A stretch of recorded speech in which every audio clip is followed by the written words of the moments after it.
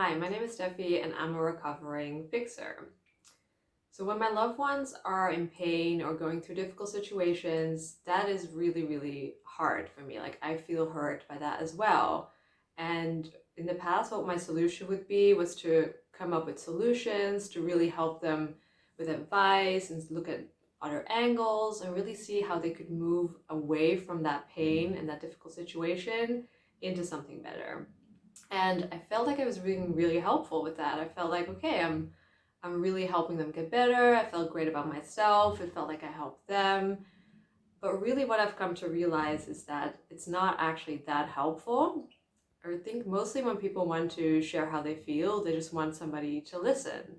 And most people are very capable of fixing their own problems. They just want to be able to share what's going on with their lives and be able to have empathy from the people around them. And I think by going into fixer mode, I wasn't really just trying to make it better for them. I was trying to deal with my own discomfort as well, because seeing them in pain was painful for me. So helping them fix it felt like I was fixing it for me as well. So it was also coming from a bit of a selfish angle, even though it's also coming from a loving place. But I've come to realize it's not that helpful. And I am recovering from this, so I'm not always doing it perfectly. But what I try to do is ask them, like, what is it you need from me? Do you need my advice, or do you want to just share and for me to listen? And I think even then, sharing advice can just be a suggestion rather than, hey, I've come up with a solution and let's do it, let's go about it. And that I think is like a big game changer.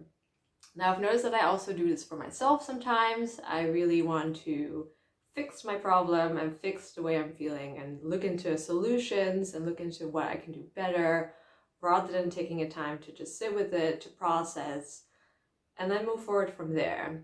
And so fixing can also kind of be a distraction from the actual feeling and from not wanting to feel the discomfort and going into a solution mode. And it can feel like a productive one, which is kind of the tricky part because really if we try to fix without feeling it, we're still trying to bypass the actual feeling.